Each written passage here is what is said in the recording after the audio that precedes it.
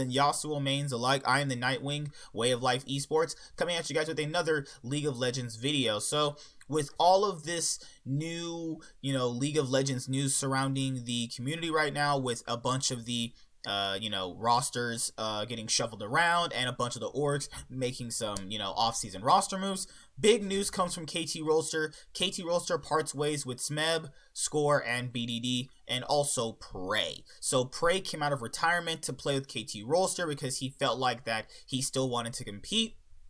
It didn't obviously work out. BDD was already linked to go to some other teams anyway, already in the off season, so I didn't assume that, he would stay anyway. Score has been one of the most tenured players on this organization, starting as an ADC back in OGN 2012 spring, and then obviously, winning a LCK title back in 2018 summer, going to Worlds several different times. Score is one of the most decorative players in all of League of Legends, and this is almost just as big as Sneaky leaving Cloud9, because you have two of the literally Bjergsen, Score, and Sneaky are some of the longest tenured players, obviously, to play for their respective organizations, and also Faker as well. So seeing Score and Sneaky finally leave their organizations only, kind of mean that will eventually Faker and Bjergsen leave the orgs if they're not exactly getting the most out of their players.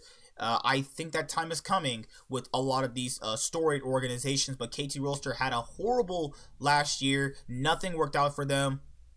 And I think that looking at every single player they've kept so far, Sunflower and Kingin are the only players they've kept so far. Obviously releasing Score is a big move and could potentially have things going a different route. What I mean by that is that Score could be theoretically linked to SKT. Obviously, nothing is said and official yet. But remember, Clid, Khan, and Koma's contracts are up with SKT, and if SKT are in need of a jungler, I think that Score would be a perfect fit for them.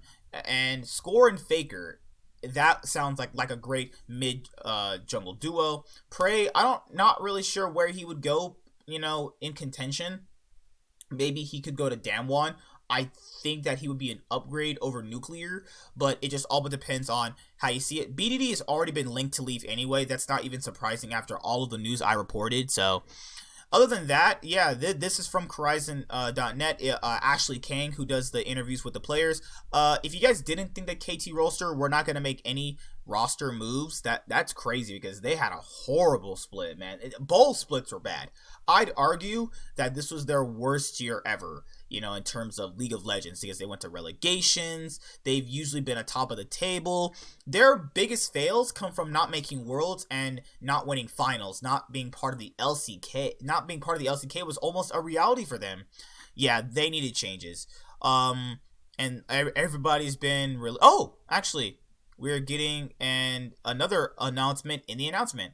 On November 19th, KT Rolster announced that the team has parted ways with all of its starting lineup. So, just counting that, they parted ways with Zenit and Snowflower as well. So, the whole roster basically terminated, done. If, ands, buts, it's all gone. KT Rolster has also added that the team will continue to negotiate with players despite the contract being over, and that they hope to come back with some good news. If the team is unsuccessful in their negotiation, K2 will have to build a competitive roster from the LCK from scratch. Yeah, this is the best thing to happen for them, because obviously they had a horrible year. I could imagine not one of these players actually stays. There's no way one of these players even stays. Like, it was really bad. Like, you guys, people thought Cloud9 had a pretty underwhelming year. Look at KT Rolster's games. Those were horrible to look at.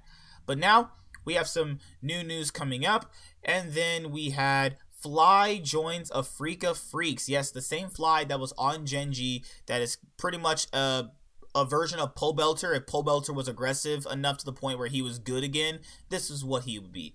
Fly, you guys know who Fly is. He was on KT Rolster.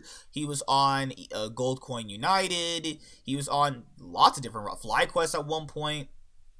Afrika Freaks have announced on November 2019 that they have signed Fly as their new mid laner. That means that, wait, where's Yucal going? Yucal's incredible. That's crazy. After the recent announcement of Yucal aiming in Jelly's departure from the team, Afrika Freaks has made their first signing of the offseason. A former Genji player, Fly has filled in the role of not just a mid laner, but the team captain as well as the 2019 spring split. Oh, they're even making him team captain. That's crazy. Freak of Freaks had re-signed their top laner Keen going into the offseason, who has displayed great individual plays last season with the signing of Fly to the roster, well known for his unorthodox champion pool and supportive style. It is likely that Afrika will go through a significant change in identity next split. Yeah, and then we have more news up here as well. There's so many things happening in the offseason right now. Aiming signs with KT Rolster. So Aiming was a nice ADC prospect going into, last year when Freak Freaks kept trying their, 1,000 different roster change. And now KT announced they are getting a new ADC. And I think this is a start in a good direction, actually. On November 19th, 2019, KT Rolster announced that the team signed Aiming to their 2020 roster. Aiming was previously on Freak of Freaks as their bot laner. Praised for his aggressive play, he is considered to be one of the best up-and-coming AD carry superstars in the LCK. Aiming becomes the first player to be announced on the KT Rolster's new lineup, as the team has parted ways with all of its starting lineup: Smeb, Kingen, Score, Umti, BDD, Prey, Zenit, and Sunflower. The team has announced that they will continue to negotiate with the players that have left in hopes of re-signing them. So that's pretty much it for that. And what else? Root, the former generic Green Wings ADC, is now moving to Sandbox. And then on November 19th, generic Green Wings have announced that their former team AD carry Root will be transferring to Sandbox Gaming. Root will be succeeding the place of Ghost, who was announced a free agent earlier this month. Sandbox confirmed Generic's announcement, welcoming Root as their new bot laner on social media. Root has exhibited a good individual performance during his time with Generic. With his young age and potential career, Sandbox will once again be relying on new talents for their LCK team. I wonder what Sandbox got rid of, because they had a pretty decent team, actually. So let's look at that. So that's pretty much all of the news so far. And then I pretty much covered this yesterday. Basically, SK Telecom, the free agents are Koma, Klid, and Khan. Now, leading into my next piece of information, you have to kind of factor in that I don't know if they're really staying, but that would be crazy. To see SKT, well, without Koma would be even more interesting, because Koma's been there for so long. If Koma wasn't there, then I would be humbly surprised to see where he would go, because not seeing Koma on SKT is just like seeing Faker or Bjergsen without those respective teams. So that's something that we have to overall think about in terms of where everything is going to go. Khan posted this on his Twitter, actually. This is Khan's Facebook page, and we're going to read what he has to say. Hello. Just like this, I am introducing myself as T1's top laner Khan again after a year. Let me firstly talk about my own thoughts. This year, I feel like my teammates, coaches, and head coach, and even our staff all worked hard together with the goal of winning Worlds in mind. Although the result was one that none of us were satisfied with, I think that making it to the semifinals isn't necessarily a terrible result. Although it wasn't easy reaching this result, I learned so much during the process and recognized a lot of the areas I lack in, and it was fun, as I was happy to have been with everybody. It might be because I have learned this a lot earlier, or because I still have more to learn in the future, or because I know there is still so much more better that I can do. If not, it could have also been because I have grown attached to this team, my teammates, my coaches and head coach, and the staff in this 1 year that makes leaving this team so inexplicably, oh my goodness, I can't read, inexplicably difficult. But still, with every relationship form, there will also be goodbyes, and it is through these goodbyes that new relationships can be formed, and so I will be challenging myself in a new team. I have no preferences, whether in Korea or overseas, and I will take up the challenge of being in any place where they can want a player like Khan. I am regretful that there are still so many things I have yet to show during Worlds. I was also very upset to discover that I have so many areas to improve in and on fix. Up until right now, I still believe I have room for growth, and with the thought that this may be my last, I will take this challenge up on one last time to reach the second peak of my career. I will be 26 next year, and I am not a child, but the passion and fire I have in me is no different from that player in their tens. I will not be satisfied with my current performance, and I still have the nerve to want to know how to fix my mistakes, and I still have a lot of energy and strength left to practice very intensely. What I want to say is that I would like to take up another challenge. Also, to all the fans who have supported me and never left my side, thank you and thank you again. Please be careful to not catch a cold, and I genuinely wish that you will all be very happy. Lastly, regardless of which team I join or what type of player I become, I hope everyone who follows LOL can support me. Thank you. Yes, so that pretty much means that he is leaving SKT. So this even more confirms that Clit and Coma probably are not going to stay. That's just how that's gonna really work. SKT built a super team. Kind of want to see who they're really, maybe Smed might come to SKT. That'd be really crazy. I would actually lose my goddamn brains. But if you guys want to follow me on Twitter, if you guys have Twitter, this is the Twitter for my own personal use. It's just called C9MSK. That's just how it is right there. There it is right there. That is my Twitter handler. I'm actually gonna make a tweet right now. Should I make a tweet right now? Just right now in front of you guys. Hello. Good morning. I'll just make a tweet right now. Hello, good morning. Did I spell morning wrong? I spelled morning wrong. Holy crap. I'll make a tweet right now. I have to be way more active on Twitter. Let me check ESPN super quickly and see if they actually reported anything. ESPN. What is ESPN reported? Nothing yet so far. So I can't wait till they have another one of these shows, so more news can be leaked, obviously. But this is the last batch of news that came out more recently. Let me actually check anywhere else to see if any more news came out. Don't want to make a video again after changing more news, because that will be. I've made like 10 videos in the past 24 hours. It's been crazy. Yes, but Coma and Clit are also in free agency as well, so don't be surprised if they actually leave or it was announced. But most people don't follow the offseason when it comes to league. They kind of just see new people moving in, and then that's pretty much it. I mean, a lot of those reporters did question SKT changing their roster, so it's not exactly the worst thing ever, considering that they have such high aspirations, to overall win Worlds, and not winning Worlds is such a big disappointment for them. Semifinals for MSI and Worlds is good enough for some teams, but for them, they have one goal in mind, is to win Worlds, and SKT has won 3 Worlds, so, their aspirations are completely different than other teams, so I completely understand when they try to, overall, make it better for them, but winning Worlds is a lot harder than it was back in the day. I still stand by that, because I think that you have to look at it and go, well, where is this going to really take me? Because League has changed a lot since they were winning consistently and a long time ago. And I think that they've come to the realization that it's going to be a lot harder to win now than it was back in the day. What the heck? Imp retires? What the holy frick?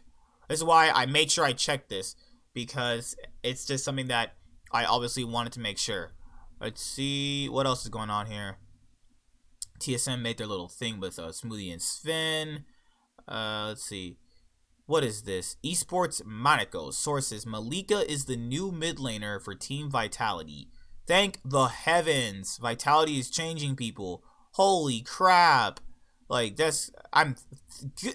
glad I checked here before I actually ended the video, because I was not going to check here, and then I would have to, let's see. What the heck? Attila is leaving Vitality. Let's see. Whoa. Humanoid. Wait. Orome and Crazy set to join Mad Lions. Humanoid is staying on the team. Oh, yeah. Alright, so let's break some more news down, obviously. We're not done yet, boys. We're not done yet. Misfits already got that for them. Everybody knows that. And let's see where we're really gonna go. Let's see. I'm just trying to make sure and check before I talk about these stories is that I'm talking about everything else. The Australian League is downsizing. I'm gonna have to read that later. I'm gonna have to read that a lot later, because that's crazy. That's pretty much it. Alright, so let's go. Imp retires from professional League of Legends. Sad to see the legendary Ozone slash Samsung White ADC retire without ever seeing success in China, but he's been on the most legendary team. Huge contrast between how his and Dev's career went after leaving China in 2015. Imp made no secret out of the fact that he proved everything that's there to prove, aka winning worlds. He cared more about that sweet China money, while Dev cared more about winning worlds, since he obviously didn't win it. Not the worst strategy. Dude is probably financially set for a long time now, although it's unfortunate because I would have rather seen him and play and wanted to try hard. That's crazy. That sucks. He was really close to making it back to worlds last year. That's crazy, man. JDG confirmed on their Weibo account that Imp is retiring. Mata and Imp during World 2014 were the craziest bot lane I've ever seen. They were so far ahead of everyone, and it's just ridiculous. I'm sad and nostalgic now. The Twitch hypercarry team fights were outrageous. Gosh. That's just not true. Uzi and Zero were the better bot lane in the finals. Lies, they were not dominant. Mata was snowballing all over the map, and Imp was very good at farming alone without risking the lane. And people, stop retiring. Everybody, you're making me feel old, and I don't like it. Imp is retiring. That's crazy, man. Really? Is he really retiring? Aww, that means that Looper and Imp, and who was their mid laner? It was freaking Pawn. They've all retired. The only player, and Dandy, the only player to constantly play left out of that Samsung White roster now is Mata, and he just left SKT. So that's crazy, man. That is absolutely crazy. Who's Esports Monaco? Militia is the new mid laner for Team Vitality. So I heard good things about Militia, but I really don't know how it will go compared to Jizuke, and if Jizuke is suddenly so low he can't be contested as a potential mid. Militia had an incredible year here on Spain and had a very good performance on EU Masters. He's one of the best non-LEC players on Europe. More likely, Jizuke wanted a bigger paycheck or just wanted to leave. He's the nemesis of 2019. He's about matching or exceeding Nemesis's 2018 hype, and you've seen how Nemesis performed in 2019. I expect similar performances from Militia, but Nemesis had a world finalist as teammates. Very hard to say right now if Vitality will be able to showcase his potential, especially if they don't replace their bot lane. And then Esports Monaco tweeted out sources, Comp will relieve Attila on Team Vitality. So Cableshard, Militia, and Comp now get a non-inting jungler and support, and you got yourselves a playoff spot. Apparently, they're going for their academy jungler, Skeens, and sticking with Jack Troll. Why are they sticking with Jack Troll? Vitality, come on. Why are you sticking with Jack Troll? Come on. Why a pair of young, hyped, and talented AD carry and with fucking Jack Troll? I'll laugh my ass off if Jack Troll pulls a Rock Lee, dropping the dead weights of Mowgli and Attila and starts smashing people. Jack Troll is a chill guy. He's not a troublemaker or drama queen. He doesn't tilt and has acceptable mechanics. We really need to see him with a good ADC, non-invisible jungler, and non-kamikaze mid laner to judge his support abilities. I personally don't think he was Vitality's problem last year, and I have no problem if he starts as the Vitality support. And then the last one is Oromi and Crazy set to join Mad Lions in LEC, Humanoid to stay in the team. So Mad Lions are taking over Splice's spot, obviously, and we're looking at this from Humanoid was the last final Splice player to not really choose a team. Now we have confirmation that he's just staying with Mad Lions, who obviously rebranded with Splice's brand. So, yep, that's it. So that's pretty much it. I'll see you guys later. Like, comment, subscribe. Most of all, enjoy. I'm the Nightwing, and Wave Life Esports is signing out. See you guys later. Hi there, guys. Be sure to like and subscribe to the channel for more stuff. Yeah, thank you.